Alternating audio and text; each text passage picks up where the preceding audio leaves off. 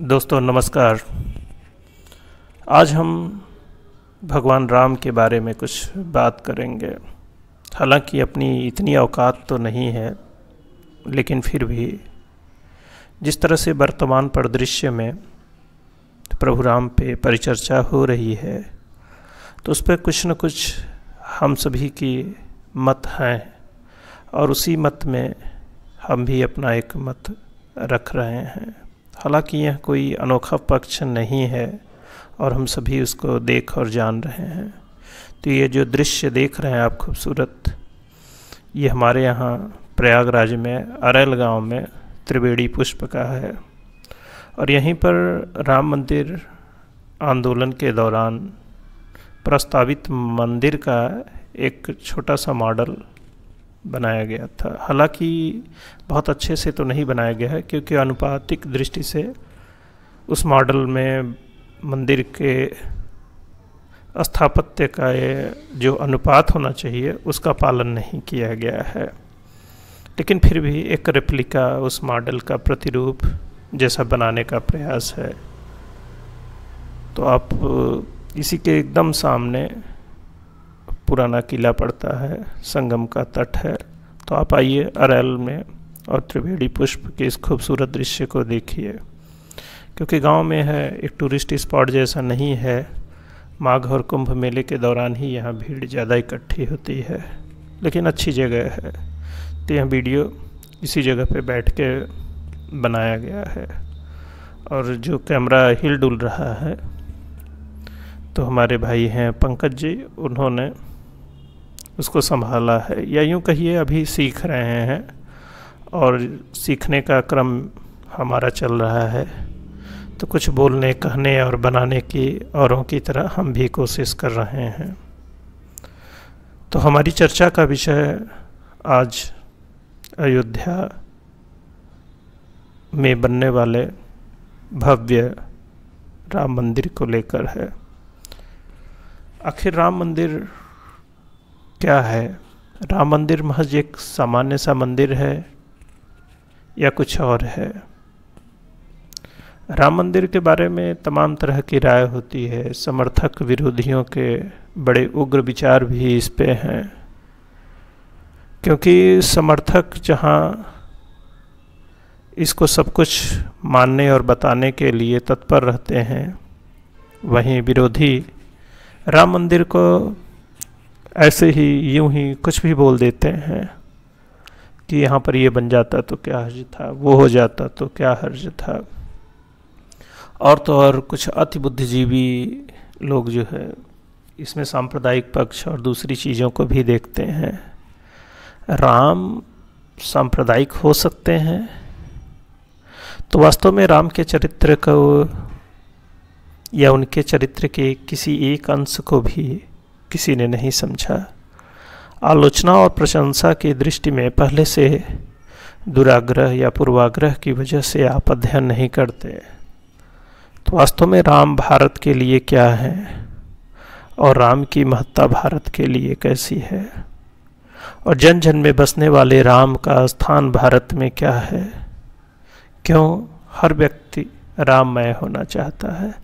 आप अपने घर परिवार के नामों में देख लीजिए। आप सनातनी हैं तो उस नाम में किसी न किसी का नाम राम शब्द उसमें जरूर आता होगा। सनातनी कहने का अर्थ है कि एक ऐसी परंपरा या एक ऐसी मान्यता जो कब से चली आ रही है हमें खुद भी पता नहीं है, बस हम उसको मानते आ रहे हैं, करते आ रहे हैं। मूलतः हम हिंदू नहीं हैं।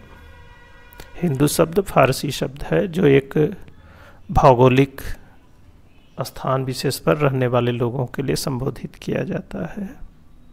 और धीरे धीरे हमने भी उसको हिंदू शब्द से अपने आप को परिभाषित, या हमारी एक पहचान, सामान्य पहचान के लिए जिस शब्द का आमतौर पर इस्तेमाल किया जाता है उसे हिंदू माना जाने लगा। वास्तव में हम वैदिक हैं, सनातनी हैं, या इस तरह के नाम भी हमारे लिए पूरी तरह सही नहीं है, क्योंकि हम सदैव खोजने वाले लोग हैं जो सदा ढूंढते हैं। तो राम भी उसी तलाश का नाम है। राम भारतीय संस्कृति, सभ्यता, मान्यता के प्रतीक हैं। अब भारत भूमि में, जिसे भारतवर्ष कहा जाता है, जो अफ़गानिस्तान से लेके हिंद महासागर तक फैला हुआ है, जिसमें अब तो बहुत सारे 5-6 देश आप गिन सकते हैं, अफ़गानिस्तान, पाकिस्तान, नेपाल, बांग्लादेश, श्रीलंका जैसे देश शामिल होंगे। अगर आप हिंद महासागर के छोटे और देशों को, तो बहुत सारे यह सभ्यता और संस्कृति के स्तर पर हमें इंडोनेशिया, थाईलैंड, म्यांमार जैसे स्थानों को संपर्क और उनके व्यवहार में देख सकते हैं कि वह किस तरह से राममय है, और राम के प्रतीक आपको हर जगह मिल जाएंगे। तो राम वही सनातनी संस्कृति के प्रतीक हैं। तो राम कौन है?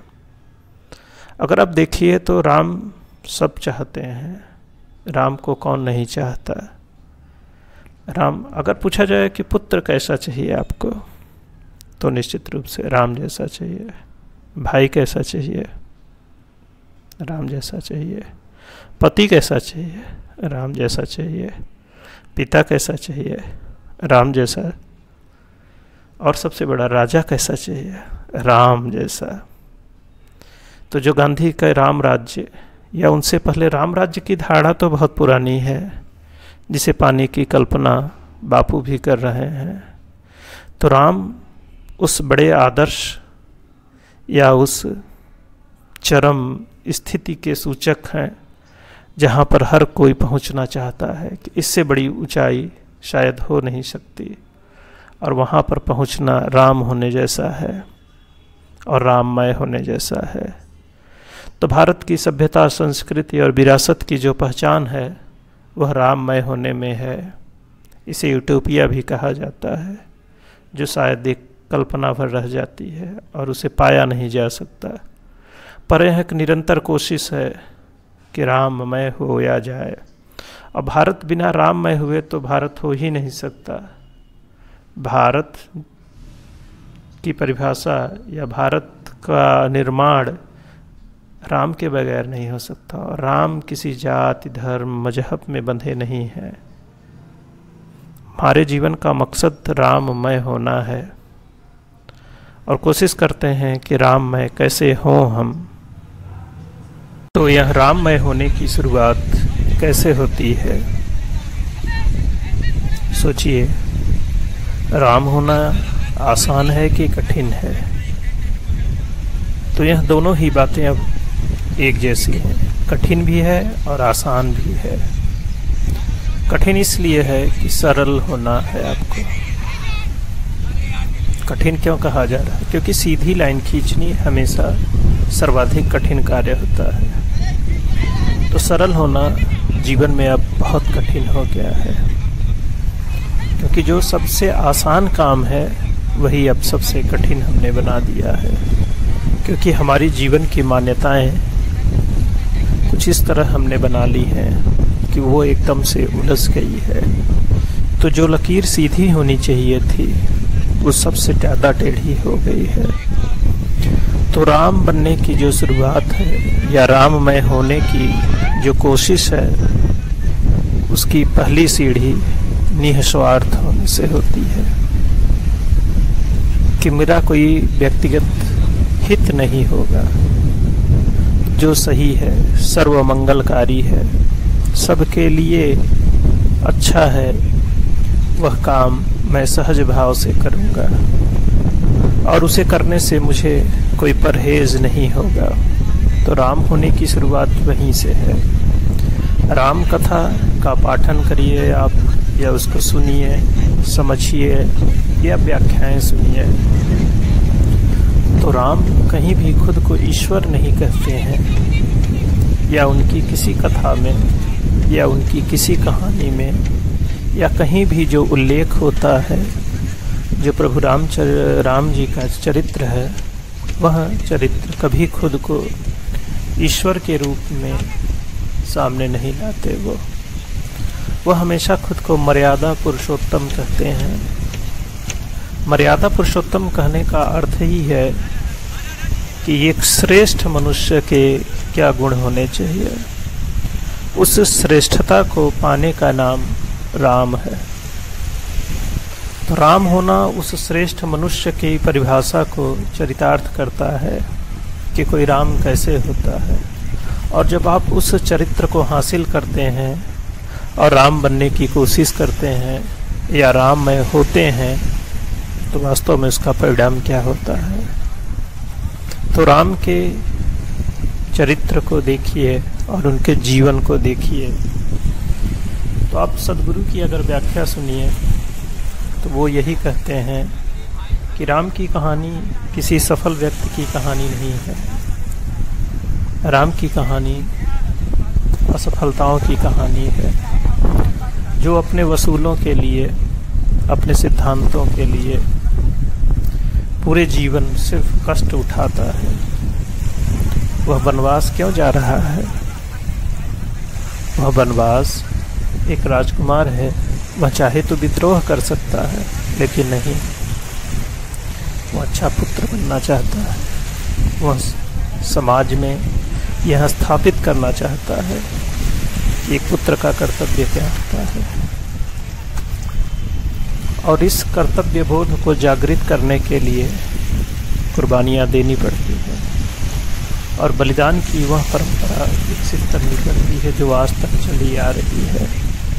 सीमाओं पर शहीद होने वाले सैनिक उसी कर्तव्य निर्वहन की परंपरा से आगे बढ़ते हैं कि हमारी सभ्यता, संस्कृति हमें बताती है कि जीवन में मूल्यों की रक्षा के लिए हमें सब कुछ किस तरीके से न्यौछावर कर देना होता है। अच्छा, एक राम की जब हम बात करते हैं तो उनको पुत्र, भाई, पति और मित्र के रूप में, यानी सखा के रूप में भी अगर किसी को चाहिए तो राम ही चाहिए। अब उनके सखा कौन कौन से थे या किसके राम क्या लगते थे? तो जो रिश्ते हैं और संबंध हैं उसमें राम किस तरह से लोगों के साथ जी रहे हैं, और हर रिश्ते में वो एक उस आदर्श स्थिति को पा रहे हैं और साबित कर रहे हैं कि यही उस रिश्ते की सर्वोच्च स्थिति है। अच्छा, मित्र की तो बात होती है कि राम जैसा चाहिए। अब आगे अगर बात किया जाए तो शत्रु कैसा चाहिए? हाँ, शत्रु, क्योंकि मित्र तो सब लोग चाहते हैं कि कैसा चाहिए। तो अगर आप देखिए, राम को समझिए, तो सच्चाई यह है कि शत्रु भी राम जैसा ही चाहिए, जो अपने सिद्धांतों से डिगे नहीं। तो राम जैसा शत्रु भी अगर हमारा हो तो फिर क्या कहने। तो जीवन में राम होने का अर्थ है कि शत्रु भी अगर हो तो राम जैसा हो। अगर लोग इस तरह की कामना करने लगें तो राम का मतलब आप समझ सकते हैं। और अब आते हैं राम मंदिर। तो हमारे यहाँ प्रतीकों का बहुत महत्व होता है। जैसे लोकतंत्र का प्रतीक संसद होता है, न्यायपालिका का प्रतीक न्याय संस्थाएं होती हैं, जिसको आप हाई कोर्ट, सुप्रीम कोर्ट कहते हैं। उसी तरह धर्म के भी प्रतीक होते हैं, मान्यताओं के भी प्रतीक होते हैं। तो हर समाज अपने प्रतीकों को गढ़ता है और उसको जीता है। और यह सच्चाई है कि इतिहास में हमारे प्रतीकों पर हमले हुए और उनको हमने स्वीकार भी कर लिया है। अब हमलावर भी, क्योंकि जातीय धार्मिक आधार पर जब हमले होते हैं और ख़ास तौर पर धार्मिक आधार पर, तो किसी भी सभ्यता और संस्कृति के प्रतीकों को नष्ट कर दिया जाता है। और हमारे प्रतीकों को नष्ट किया गया, इस बात में तो किसी को संदेह नहीं होना चाहिए। और हमें अपने प्रतीकों को पुनः स्थापित करना पड़ेगा, क्योंकि राष्ट्र की उम्र कुछ साल की नहीं होती है। राष्ट्र हजारों साल से आकार लेता है और फिर हजारों साल तक रहता है। इसमें तमाम तरह के परिवर्तन आते हैं, देश और काल के साथ बदलाव भी आते हैं। लेकिन राष्ट्र कोई काल्पनिक धारणा नहीं है। और हमारी जो भारत भूमि है वह तो बिल्कुल भी नहीं है। हम सनातनी अपने को कहते हैं कि भारतवर्ष कब की परंपराओं से बंधा चला आ रहा है। सभ्यता और संस्कृति के स्तर पर हम अपने आप को प्राचीनतम देश मानते हैं, तो निश्चित रूप से हमारी मान्यताएं और साहित्य भी प्राचीनतम ही होंगी। और वो इतनी प्राचीन है कि आज के लोग उस पर संदेह करते हैं। कोई बात नहीं, करना चाहिए। और उसके ऐतिहासिक, पुरातात्विक, वैज्ञानिक साक्ष्यों के आधार पर व्याख्याएं होनी चाहिए। समय के साथ चीज़ों को कसौटी पर कसा जाना चाहिए, हमारी मान्यताओं को भी कसा जाना चाहिए, और इसको लेकर कोई दुराग्रह नहीं होना चाहिए। पर हमारे पास एक साहित्य है, एक मीमांसा है, इस बात से भी तो हम इनकार नहीं कर सकते। पढ़िए, हमारे पास धार्मिक साहित्य ही कहिए, उसको एकदम से इनकार करने की आवश्यकता नहीं है। आप विज्ञान पढ़ते हैं या कुछ और पढ़ते हैं तो उसके मायने निकालिए और असहमत भी होइए और उसके सही अर्थ भी बताइए और उसके नए अर्थ गढ़िए, नए ऋचाएं लिखिए, नए मंत्र लिखिए। क्योंकि हम तो ऋषि परंपरा वाले हैं, जहाँ पर गुरुकुल हुआ करते थे। और लोग, गुरुकुल क्या है? विज्ञान की संस्थाएं, स्कूल, कॉलेज, यूनिवर्सिटी, आप कुछ भी कह लीजिए, जहाँ पर लोग सीखते थे, दक्ष बनते थे। अगर आप अपनी इतिहास, परंपरा और धार्मिक साहित्य ही मान लीजिए, धर्म ग्रंथों को, उसमें आप अपने जो पौराणिक पात्र हैं उनके चरित्र देखिए, उनके नाम देखिए, तो उनके नाम के दूसरे अर्थ भी मिलेंगे आपको। एक तरफ मूर्त रूप है तो दूसरी तरफ में अमूर्त रूप भी है, जो कुछ प्रतीकों के साथ जुड़ा हुआ है। तो हमारी मान्यताएं इतनी विस्तृत हैं कि उसमें अर्थ को गढ़ने के लिए अपार संभावनाएं हैं। तो फिर अर्थों को गढ़ने की ज़रूरत है और विमर्श में निरंतरता लाने के लिए उसमें अध्ययन और शोध की भी ज़रूरत है, जिसे हमें ही करना होगा। तो राम मंदिर पर आते हैं।